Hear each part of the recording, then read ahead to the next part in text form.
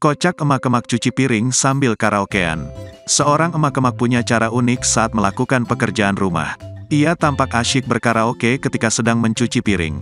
Aksinya itu pun sontak membuat netizen ngakak. Apalagi ia sampai menggunakan stand mic seolah sedang konser. Dilihat dalam unggahan di akun TikTok Rusty Geboy, emak-emak berhijab itu tampak duduk sambil menghadap wastafel. Di depannya penuh tumpukan piring yang satu persatu tengah dibersihkannya. Uniknya, ia melakukan pekerjaan rumah tersebut sambil karaoke. Terdengar emak-emak itu menyanyikan lagu dangdut "Berlayar Tak Bertepian" milik Yeni Inka. Ia pun menyanyikan lagu tersebut dengan ekspresi penuh penghayatan. Meski begitu, tangannya tetap gersep mencuci tumpukan piring. Sontak cara unik emak-emak mengerjakan pekerjaan rumah itu pun menarik perhatian netizen.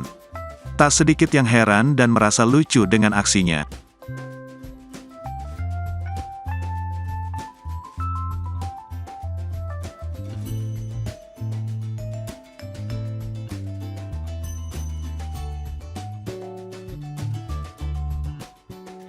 Terima kasih sudah nonton. Jangan lupa like, subscribe, dan share ya.